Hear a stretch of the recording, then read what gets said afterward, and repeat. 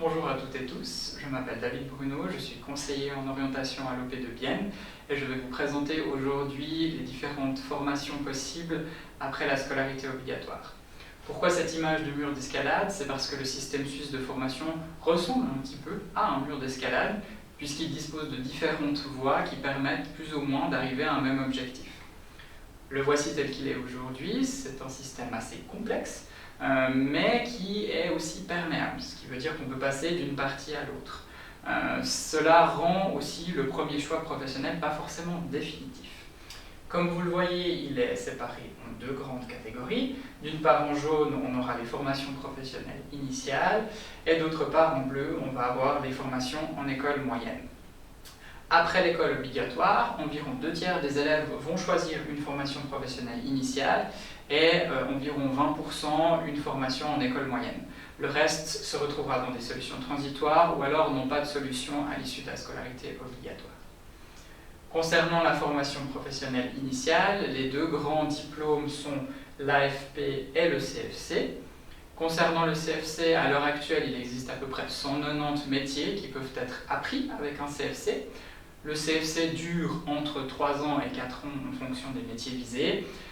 Il peut être réalisé en dual, cela veut dire que le métier est appris en partie dans une entreprise et en partie dans une école professionnelle, ou alors certains CFC peuvent être réalisés entièrement dans ce qu'on appelle par exemple des écoles des métiers. C'est le cas pour employés de commerce. Une fois le CFC en poche, ou alors pendant le CFC, il est possible de réaliser une maturité professionnelle. Comme je vous l'ai dit, cela peut se faire soit durant le CFC, c'est ce qu'on appelle la maturité intégrée, ou alors après le CFC, c'est ce qu'on appelle parfois la maturité 3+1, 3 ans de CFC plus 1 an de maturité professionnelle. À l'issue, que ce soit du CFC ou de la maturité professionnelle, des formations continues peuvent être faites. Par exemple, directement après le CFC, on pourra viser les écoles supérieures en fonction du CFC en poche. Après quelques années d'expérience professionnelle, on pourra se perfectionner dans son métier avec les examens professionnels supérieurs qui sont des brevets fédéraux ou des diplômes fédéraux.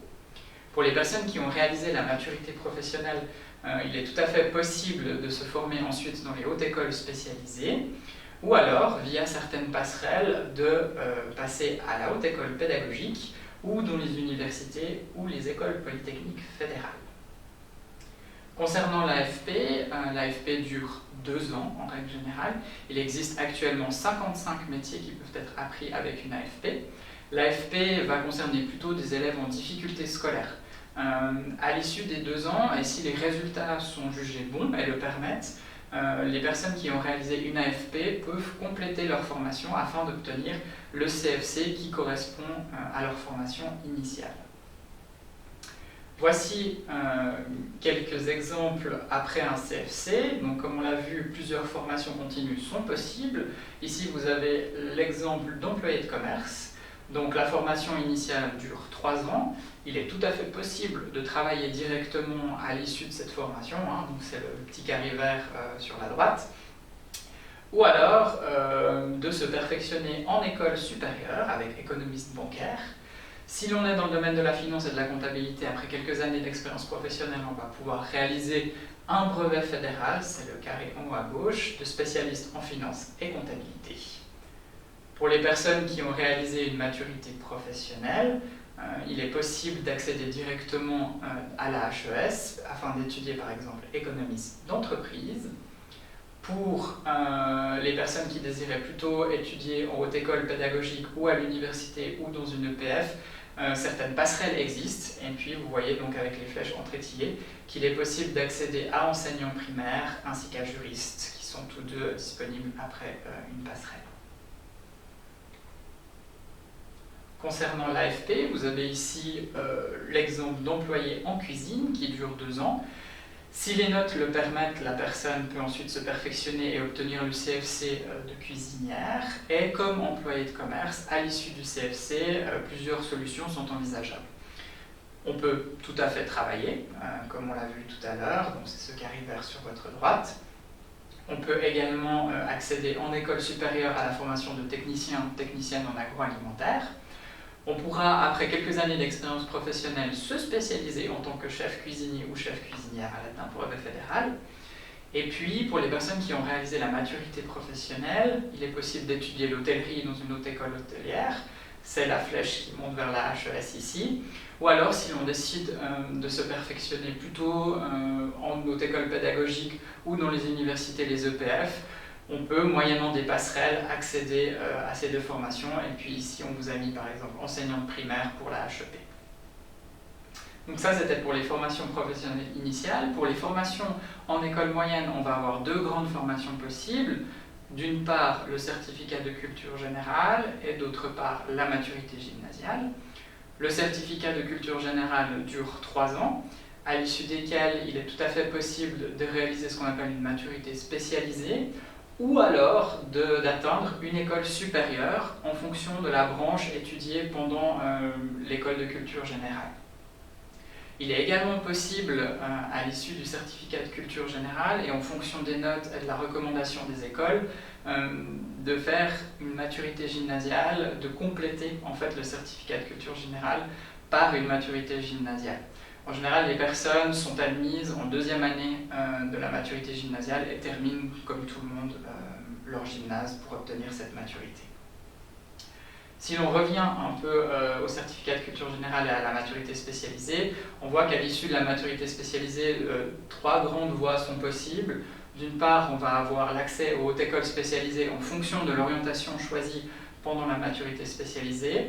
Pour celles et ceux qui auront choisi l'orientation pédagogie, on va pouvoir accéder à la haute école pédagogique pour se former dans les métiers de l'enseignement. Et puis, via une passerelle, il est également possible, à l'issue de la maturité spécialisée, de rejoindre les universités ou les écoles polytechniques fédérales. Pour la maturité gymnasiale, vous le voyez que les 2 grandes formations accessibles directement après la Matu sont l'université et les écoles polytechniques fédérales, ou alors les hautes écoles pédagogiques pour les métiers de l'enseignement. Les personnes qui sont détentrices d'une maturité gymnasiale et qui souhaiteraient se former en école spécialisée ou en école supérieure peuvent le faire moyennant certaines passerelles spécifiques à ces écoles-là. Voici ce qui est disponible par exemple à la suite du gymnase ou de l'EMSP, l'EMSP qui est l'école de culture générale pour le canton de Berne francophone. Donc vous le voyez, après le certificat de culture générale, il est possible par exemple pour les personnes qui ont suivi l'orientation sociale de devenir éducateur ou éducatrice de l'enfance en école spécialisée, ou alors de réaliser une maturité spécialisée, à l'issue de laquelle, suivant l'orientation choisie, par exemple si on a choisi la santé, on va pouvoir étudier le métier d'infirmière, infirmière en haute école spécialisée, ou alors le métier d'enseignant, enseignante primaire, si l'on a choisi l'orientation pédagogique durant la maturité spécialisée. Pour le certificat de culture générale, on a vu donc qu'il est possible de passer à la maturité gymnasiale en fonction des notes. Et une fois la maturité gymnasiale acquise, donc à droite en vert, on va pouvoir accéder directement aux hautes écoles pédagogiques ou alors à l'université pour devenir par exemple juriste. Et puis, comme on l'a vu tout à l'heure, moyennant des passerelles, on va pouvoir rejoindre les hautes écoles spécialisées en devenant éducateur, éducatrice de l'enfance, ou alors, avec une année, ce qu'on appelle propédeutique en santé, on va pouvoir rejoindre ensuite la haute école de santé pour devenir infirmier ou infirmière. Je vous remercie pour votre attention. Les conseillers et conseillères en orientation de Bienne et du Jura bernois se tiennent évidemment à votre disposition en cas de questions. Vous trouverez également de nombreuses informations utiles sur les divers sites web qui s'affichent actuellement.